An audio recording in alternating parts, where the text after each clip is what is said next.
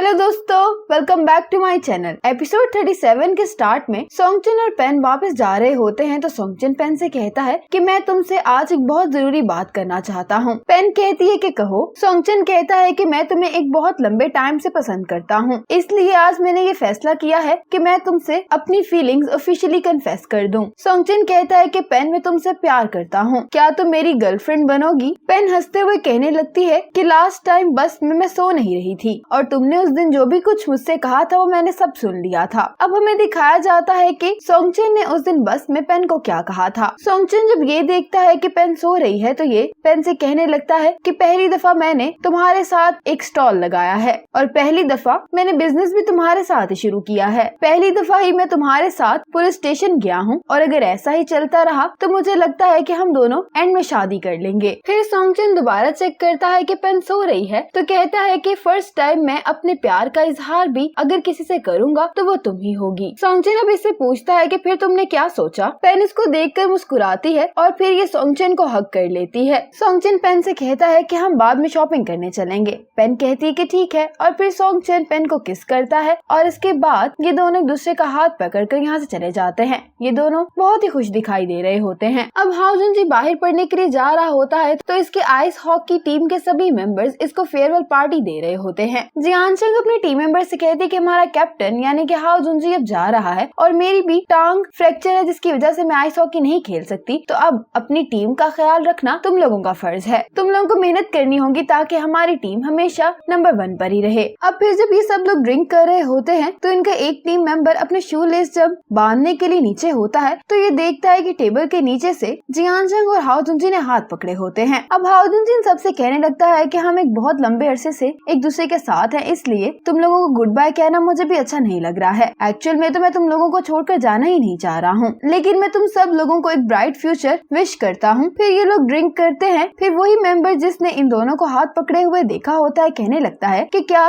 जियानचंग तुम्हारी सिर्फ एक नॉर्मल दोस्त है? हाओजुनजी इसका सवाल सुनकर सोच में पड़ जाता है। कोई जवाब नहीं दे रहा होता तो ये मेंबर उठता है, इन दोनों के पास आता है और इन दोनों के बाजू ऊपर करके दिखाता है कि इन लोगों ने हाथ पकड़े हुए हैं और कहता है कि तुम दोनों अब बता क्यों नहीं देते कि तुम लोग वाकई में ही डेट कर रहे हो। फिर हाओजुनजी कहता है कि ठीक है, मैं मानता हूँ कि मैं जियानचंग को डेट कर रहा हूँ। इस पर ये सभी बहुत खुश होते हैं और ये लोग फिर ड्रिंक करने लगते हैं। हाओजुनजी कहता है कि आज मैं तुम सबके सामने ऑफिशियली अनाउंस करता हूँ कि जियानचंग मेरी गर्लफ्रेंड है, तो अब से तुम लोगों की सिस्टर इन लॉ है और मेरे जाने के बाद तुम लोग इसको बिल्कुल भी तंग नहीं करोगे। और फिर ये लोग अपना डिनर एंजॉय करने लगते हैं। फिर शेंगन, सोंगचिन और पेन वापस शेंगन के घर पर आते हैं तो शेंगन के मॉम डैड इन सभी का बहुत वार्म वेलकम कर रहे होते हैं। अब जब ये तीनों डिनर करने के लिए बैठ जाते हैं तो शेंगन को एक कॉल आती है। शेंगन काफी सीरियस दिखाई दे रहा होता है तो पेन सोंगचिन से पूछती है कि क्या हुआ है, तो सोंगचिन कहता है कि मुझे भी नहीं पता। जिसकी कॉल आई होती है वो शेंगन को मुबारक देता है कि तुम्हारी कंपनी की जो पब्लिक सर्विस एड है अवार्ड्स के लिए नॉमिनेट हो गई है और मैं ऑर्गेनाइजिंग कमेटी के बिहाफ पर तुम्हें ऑफिशियली ये बता रहा हूँ। शेंगन इसको थैंक्स बोलता है तो ये शख्स कहता है कि मेरे पास एक न्यू प्रोजेक्ट है और मैं उसमें जियान बिंग के साथ काम करना चाहता हूँ, इसलिए तुम मेरी उसके साथ मीटिंग अरेंज कर दो। शेंगन बहुत खुश होता है, कहता है कि ठीक है। शेंगन वापस से अपनी चेयर पर आकर बैठता है तो सोंगचिन कहता है कि किसकी कॉल थी और क्या हुआ है? तो शेंगन कहता है कि मिस्टर यू की कॉल थी। तो सोंगचिन कहता है कि क्या हमें रिजेक्ट कर दिया गया है? शेंगन कुछ बता नहीं रहा होता तो पेन भी कहती है कि अब प्लीज कुछ बता तो दो। शेंगन इन दोनों को बताता है कि मिस्टर यू ने मुझे बताया है कि हमारा प्रोजेक्ट नॉमिनेट हो गया है।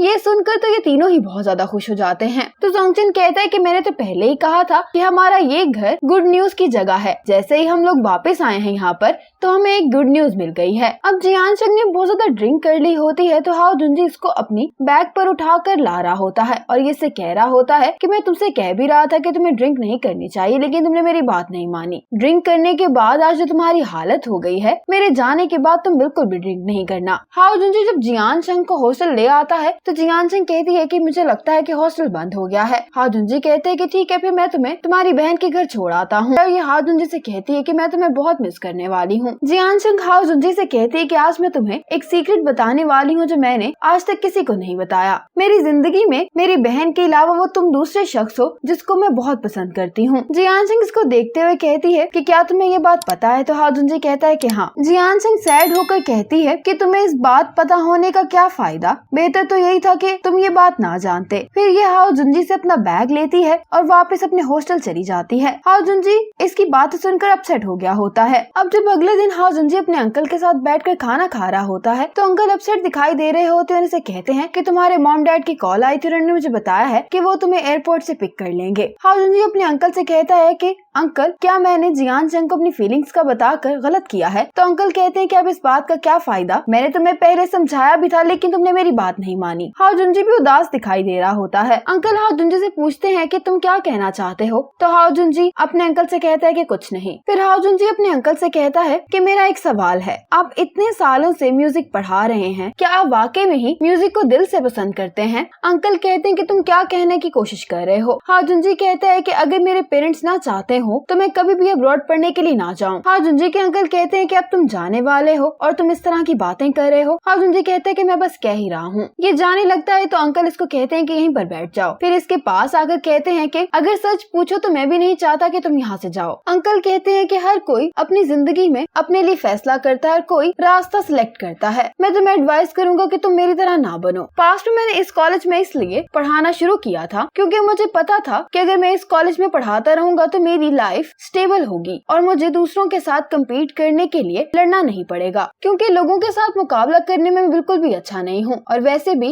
मैं हमेशा से एक स्टेबल जिंदगी गुजारना चाहता था। लेकिन हाओ जुनजी कहता है कि आप हमेशा ही मेरे आइडियल रहे हैं क्योंकि आप मेरे लिए एक बेस्ट टीचर हैं। अंकल इससे पूछते हैं कि तुम असल में क्या करना चाहते हो? हाओ जुनजी कहता है कि मैं चाहता हूँ कि मैं जियान चंग के साथ इस कंट्री में जितने भी शहर हैं वो विजिट करूँ। मैं उसको मोटर बाइक की राइड पर लेकर जाऊँ, हम दोनों साथ में हाइकिंग पर जाएं, कभी मैं उसको बीच पर लेकर जाऊं। मैं जियान चंग के साथ अपनी लाइफ का हर मोमेंट स्पेंड करना चाहता हूँ। ये अपने अंकल से कहते हैं कि मुझे लगता है कि अपनी पेरेंट्स की नजर में एक अच्छा बच्चा बनना बहुत थका देने वाला काम है। अंकल कहते हैं कि अगर तुम जाना चाहते हो तो जाओ, एक पूरा साल तुम जियान चंग के साथ जो कुछ करना चाहते हो वो करो। कौन कहता है कि हमें सिर्फ जिंदगी में आगे ही बढ़ते रहना चाहिए और ये कि हम जिंदगी में पॉज नहीं ले सकते हैं। असल में तो जब भी हम ब्रेक लेते हैं वो इसलिए होता है ताकि हम जिंदगी में आगे बढ़ते रहें। तुम्हें ये जिंदगी सिर्फ एक बार ही मिली है, ये जिंदगी तुम्हारी है, इसीलिए तुम इसको कैसे गुजारना चाहते हो ये बात भी तुम ही डिसाइड करोगे। तुम्हें दूसरों के ओपिनियंस को नहीं सुनना चाहिए। हाओ जुनजी कहता है कि अगर मेरे पेरेंट्स को इस सब के बारे में पता चल गया तो वो तो पागल ही हो जाएंगे। तो अंकल कहते हैं कि फिर क्या हुआ,